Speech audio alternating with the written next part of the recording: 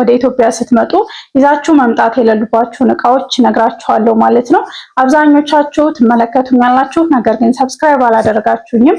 ስለዚህ መዲቲዩብን ሰብስክራይብ አላደረጋችሁ ሰብስክራይብ በማድረግ ቤተሰብ መሆን ትችላላችሁ ማለት ነው። ሌሎቻችሁ ደግሞ ሰብስክራይብ ያደረጋችሁ ቪዲዮውን በላይክ ጀምሩት ማለት ነው። አሰላሙ አለይኩም ወራህመቱላህ ወበረካቱ። እንዲሁም ክርስቲያን ወገኖቼ ሰላም ብያለሁ። በመጀመሪያ እኔ ከዚህ በፊት ወደ ኢትዮጵያ ስትመጡ ይዛችኋቸው ብትመጡ ሊጠቅሟችሁ የሚችሉ እቃዎችን በጣም ብዙ እቃዎችን ሰርቻለሁ ማለት ነው። ወደ ሀገራችሁ ስትመጡ እነዚህን እቃዎች ይዛችሁ ብትመጡ ይጠቅሟችኋል ምናምን የሚል ብዙ ቪዲዮ ሰርቻለሁ ማለት ነው። ነገር ግን ዛሬ ይዤላችሁ የመጣሁት በፍጹም ይዛችኋቸው ባትመጡ አይጠቅሙም ማለት አይደለም። ነገር ግን ያን ያክል ባይመጡም ያን ያክል አስፈላጊ ያልሆኑ እቃዎችን እነግራችኋለሁ ማለት ነው። ደግሞ ወደ ኢትዮጵያ እቃ ይዛችሁ ስትመጡ ከቀረጽ ነፃ መሆን አለበት ማለት ነው። ከቀረጽ ነፃ ካልሆነ ወይም ደግሞ ከቀረጽ ነፃ ወረቀት ካላጸፋችሁ ከዛ እቃ ገዝታችሁ ይዛችሁ ብትመጡ ይጎዳችኋል ማለት ነው። ምክንያቱም እዛ የገዛችሁበት የምታስጭኑበት ካርጎ የምታስደርጉበት እንዲሁም ደግሞ እንደዚህ በቀላል አይደለም። አሁን ላይ ሰሞኑን በተለይ ከሳውዲ የሚመጡ ሰዎች 200,000 300,000 400,000 ክፈሉ እየተባሉ ነው አዳዲስ እቃዎችን ይዘው የሚመጡ እህቶችን ማለት ነው። ስለዚህ እሱን በደንብ ማጣራትና ማወቅ አለባችሁ። ከቀረጽ ነፃ ሲባል ምን እቃዎች እንደተፈቀዱ እንዴት እንደሆነ አሁን ነፃ ተብሎ አሮጌ እቃዎች ነው እየተፈቀዱ ያሉት ተባለ። እናንተ ስትገለገሉበት የነበሩ እቃዎች ናቸው እንጂ አዲስ እቃ ከሆነ ከቀረጽ እያያዘባቸው ስለሆነ እሱን ነገር በደንብ ማጣራት አለባችሁ። ከቀረጽ ነፃ የተባለው ምን ይዤ ብሄድ ነው ጉምሩክ የማይዝብኝ እቃዬን ብላችሁ እሱን በደንብ ማጣራት አለባችሁ ማለት ነው። ነገር ግን ከቀረጽ ነፃ ወረቀት ስላጻፋችሁ እዚህ አትከፍሉም ማለት አይደለምና እሱን በደንብ ማጣራት አለባችሁ። ብዙዎች እቃቸውን 200 300 ሺህ ብር እየተባሉ እቃቸውን እዛው ጉምሩክ ትተው የሚወጡ እህቶች ስላሉ ነው ማለት ነው። ስለዚህ እሱን ነገር በደንብ ማወቅ አለባችሁ። ዛሬ ግን ይዤላችሁ የመጣሁት ከቀረጽ ነፃ ቢሆኑም ይዛችሁ ባትመጡ ያን ያክል ይጠቅማሉ፣ ነገር ግን ያን ያክል አስፈላጊ ያልሆኑ እቃዎችን እነግራችኋለሁ። ረሱ ላይክ ያላደረጋችሁ ያው ቲቪ ይዛችሁ በፍጹም ይዛችሁ እንዳትመጡ። እሱም እንዴት እንደው ላስረዳችሁ። አብዛኞቻችሁ እዛ ማዳሞች ጋር አረቦች ጋር ምናምን እያያችሁ ትልቅ ቲቪ 65 ኢንች ምናምን ነገር በተለይ ቲቪ ሊሰበርባችሁ ይችላል ማለት ነውና 65 ኢንች በጣም ትልቅ ነው። እሱን ቲቪ ይዛችሁ መታችሁ ምናልባትም እዚህ ኢትዮጵያ ያላችሁ ሳሎናችሁ ትንሽ ሊሆን ይችላል። ምናልባትም ቲቪውን ብቻ የሚያስገባ ሊሆን ይችላል። ስለዚህ እናንተ እዛ የሆነ ነገር እቃ ስትገዙ ቲቪ ስትገዙ ኢትዮጵያ ከኔ ቤት ጋር ከሳሎኔ ጋር ማች አደርጋለሁ ትልቅ ስለሆነ ወይ ደግሞ እናንተ ስለምትችሉ ትልቅ ቲቪ መግዛት አይጠበቅባችሁም። ታውቃላችሁ የበለጠ። ነገር ግን እኔ የምመክራችሁ ከ30 ባትመጡ ይመከራል ማለት ነው። እሱም ከቀረጽ ነፃ ከሆነ ነው። ካልሆነ እዚሁ ሀገራችሁ መግዛት ትችላላችሁ ማለት ነው። ሁለተኛ የተለያዩ ማሽኖች ይዛችሁ የምትመጡ ለምሳሌ ማዳም ቤት ያያችሁትን ሁሉ እንቁላል መምቻ ይኖራል፣ የኬክ መምቻ፣ የጁስ የተለያዩ ነገሮች አሉ። እዛ ሁሉም ነገር በማሽን ነው የሚሰራው።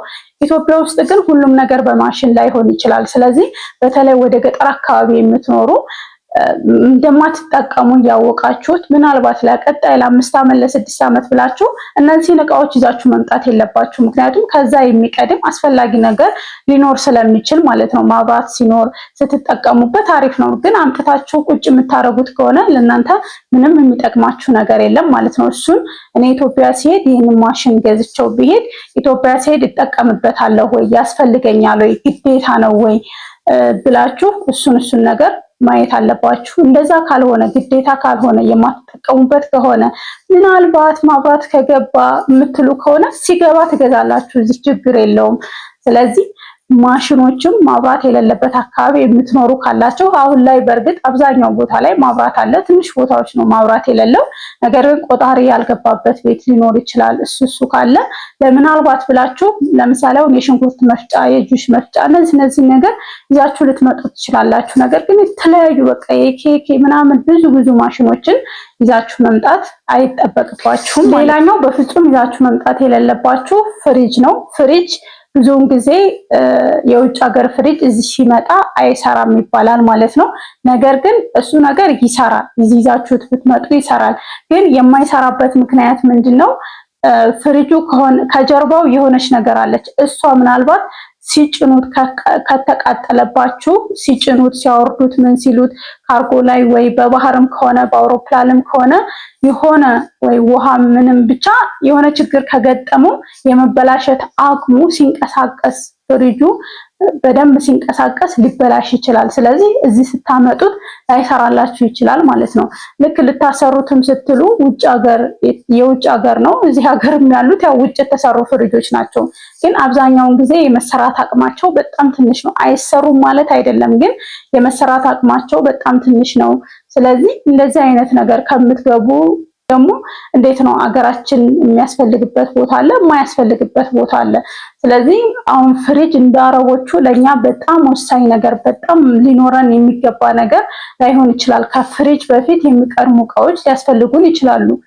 ስለዚህ እሱንም ነገር እኔ ፍሪጅ ግዴታ ያስፈልገኛል ወይ እንደዚህ እንደምታዩት ማዳሞች ቤት በቃ ምግብ በምግብ ምናምን ነገር ምግብ እየተረፋችሁ ሩዙ ምኑ ኬኩ ፍሪጅ ውስጥ የምታስቀምጡ እንዳይመስላችሁ። የኢትዮጵያን ኑሮ ከነሱ ጋር አታወዳድሩት ማለት ነው። እንደ ሀገራችሁ እንደ ኑሯችሁ እንዳኗኗራችን ሊለያይ ስለሚችል አንደኛ ሊበላሽ ይችላል። ነገር ግን አይሰራም የሚባለው ነገር ውሸት ነው፣ ይሰራል።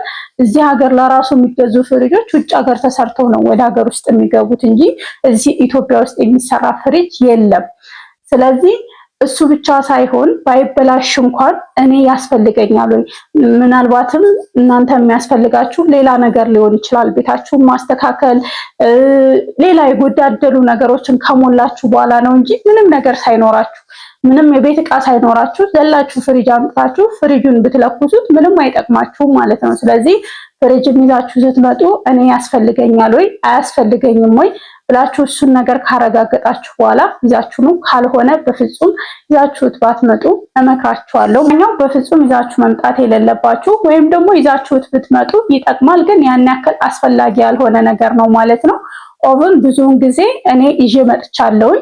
ብዙውን ጊዜ እንትን ይላል ይሄ አይሰራም ምናምን የሚባለው ነገር አብዛኛዎቹ ይሰራሉ፣ ውሸት ነው ይሰራሉ። ነገር ግን ኃይላቸው በጣም ኃይለኛ ነው። እኔ አሁን ኬክ ምናምን የሆነ ነገር ስሰራበት ኃይሉ በጣም ይቀልጣል፣ ያቀልጥብኛል እንጂ ይሰራል። እሱ ነገር ትንሽ አይታችሁ ወይ ሚቴል ሽሬን ምናምን የሚለውን ነገር አይታችሁ መግዛት ትችላላችሁ። ግን እውነት ኦቭን አስፈላጊ ነው? እሱን እናንተ ናችሁ የምታውቁት፣ እንደ ቤታችሁ እንደ አካባቢያችሁ ሁሉ ነገር። አሁን ላይ ምጣድ ብዙ ነገር ሊሰራላችሁ ይችላል፣ የፈለጋችሁትን ነገር በቃ ኬክም አሁን በድስት ተጀምሯል፣ በብረት ድስት መስራት ትችላላችሁ። እሱ ነገር ስላለ ኦቭን ባለፈው አንዲት ልጅ ኦቭን ይዛ 80 ሺህ ብር ነው ክፈይ የተባለችው ማለት ነው ጉምሩክ ላይ። ስለዚህ እሷ ያደረገችው ምንድነው ትታው ነው የወጣችው። እዛ የገዛችው 500 ሪያል ነው። ስለዚህ አዲስ ስለሆነ 80 ሺህ ብር ክፈል ተባለች፣ እሱንም መክፈል አትፈልግም። ስለዚህ ትታወጣሽ ማለት ነው። ስለዚህ አሁን እሷ ወይ ከብሩ አልሆነች ወይ ደግሞ አውጥታ 80 ሺህ ብርም አትጠቀምበትም። ስለዚህ እናንተ እዛ የሚጠቅማችሁና አንገብጋቢ የሆነ ነገር ከሆነ እዚህም ከፍላችሁ ታወጣላችሁ ማለት እና ከቀረጽ ነፃ የሚባለውንም ዕቃ ስታዩ ኦቭን ይፈቀዳል ወይ ከተፈቀደስ ምን አይነት ኦቭን ነው የሚለውን በደንብ ማጣራት አለባችሁ ማለት ነው። ስለዚህ ኦቭን ይዛችሁ ብትመጡ ይጠቅማል አይጠቅምም አይባልም። ነገር ግን ያን ያክል አስፈላጊና አንገብጋቢ ጉዳይ አይደለም ማለት ነው። ምናልባትም በወር አንዴ በሳምንት አንዴ ልትጠቀሙት የምትችሉት ነው። ልክ እንደ አረቦች በየቀኑ ዶሮ የምትሰሩበት ምናምን አይደለም ማለት ነው። ስለዚህ እነዚህ ነገሮች አስፈላጊ አንገብጋቢ ጉዳይ ካልሆኑ ለህይወታችሁ ይዛችኋቸው ባትመጡ ያን ያክል የሚጎዳ ነገር የለም ማለት ነው። የምፈልገው ማዳሞች ቤት አረቦች ቤት ያያችሁትን ነገር ሁሉ ማምጣት አይጠበቅባችሁም። ለሀገራችሁ የሚሆነውን የሚስማማውን ይሄ ቢመጣ ለሀገሬ አሪፍ ነው ለቤቴ አሪፍ ነው የሚለውን ነገር አመዛዝናችሁ ከዛ ደግሞ የሆነ ነገር ገዝታችሁ ለምሳሌ ኦቭን 500 ከሆነ 500 ኦቭን ገዝቻለሁ ማስጫኛ ሁሉ ነገር ሂሳብ ትሰሩና ልክ ኢትዮጵያ ጋር ከዛ ዋጋው ከበለጠባችሁ እዚሁ ሀገራችሁ ትገዙታላችሁ ማለት ነው።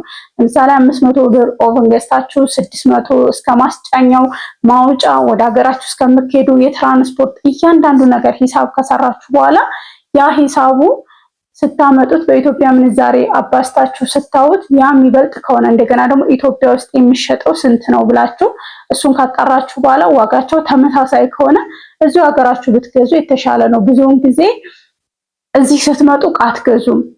ምክንያቱም እዛ እየሰራችሁ ነው፣ የወር ደመወዝተኛ ናችሁ። እዚህ ስትመጡ ግን ምንም አትሰሩም፣ ደሞዛችሁ ተቋርጧልና ካላችሁ ብር ላይ አውጥታችሁ ለመግዛት ስለሚከብድ ነው ከዛ ይዛችሁ ነው ምናምን ነገር ብዙ ሰው የሚለው።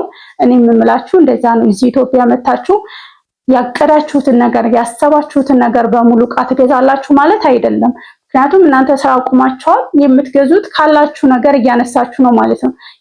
ያ ደግሞ ያላችሁ ነገር ስታነሱለት እየቀነሰ የሚሄድ ነው እንጂ እየጨመረ አይደለም። በፊት ግን የሆነ ዕቃ ገዝታችሁ መልሳችሁ ደሞዛችሁ ሲመጣ በቃ ወይ ትተካላችሁ ወይ ብር ይኖራችኋል። እንደዛ ሲሆን የመግዛት አቅማችሁ እዚህ ኢትዮጵያ ስትመጡ ያን ያክል አይደለም። አይ ይቅር ምናምን ነገር ትላላችሁ። ለዛ ነው ከዛ ይዛችሁ ብትመጡ አሪፍ ነው የሚባለው ማለት ነው። ስለዚህ እሱን ነገር አይታችሁ በተለይ ትላልቅ የሚባሉ እቃዎችን እነዚህ ወሳኝ የሚባሉ እቃዎችን ፍሪጅ፣ ቲቪ ምናምን እነዚህ ነገሮች ለመግዛት ስታስቡ ከኢትዮጵያ ዋጋ ጋር ታነጻጽራላችሁ ማለት ተመሳሳይ ከሆነ የ5,000 ብር 10,000 ብር ልዩነት ለራሱ ካለው እዚሁ ሀገራችሁ ብትገዙ የተሻለ ነው። አንደኛ አይበላሽባችሁም፣ ተበላሸ ብላችሁ አትሰጉም። ቲቪው ተቃጠለ አልተቃጠለ አትሉም።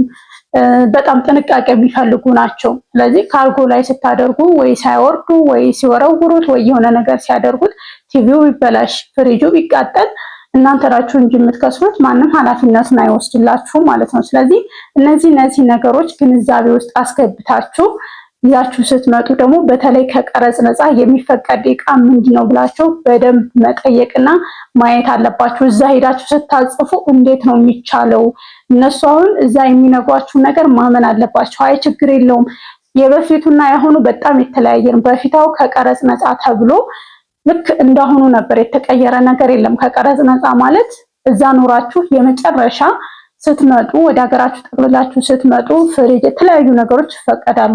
እነዛ አዲስ መሆን የለባቸውም ይባላል። በፊትም እንደዛ ነው። የተጠቀማችሁበትን ነገር ይዛችሁ መግባት ትችላላችሁ። ነገር ግን አዲስ ገዝታችሁም እነዛ ነገር ብታስገቡ ችግር አልነበረው፣ ጉምሩክ አያስከፍሏችሁም ነበር። አሁን ላይ ግን በደንብ እየነቁ ስለሆነ አዲስ ዕቃ ከሆነ ካርቱሩ ካለ እያስከፈሏቸው ነው። ደግሞ የሚያስከፍሏቸው በጣም ትንሽ ብር አይደለም፣ በጣም ከባድ የሚባል ብር ስለሆነ እሱን ነገር ማወቅ አለባችሁ ማለት ነው። ቪዲዮ ይሄንን ይመስል ነበረ። ስለተከታተላችሁ ከልብ አመሰግናለሁ። ቪዲዮውን ከወደዳችሁት ላይክ፣ ሼር ማድረጋችሁ እንዳትረሱ። ሀሳብ አስተያየት ካላችሁ ኮሜንት ላይ አስቀምጡልኝ። ለመዲቲዩብ አዲስ ከሆናችሁ መዲቲዩብን ሰብስክራይብ በማድረግ ቤተሰብ መሆናችሁ እንዳትረሱ። በሌላ ቪዲዮ እናንተን ይጠቅማል ያስተምራል ብዬ ባሰብኩት ቪዲዮ እስከምንገናኝ በያላችሁበት ሰላማችሁ ይብዛ። ባይ ባይ።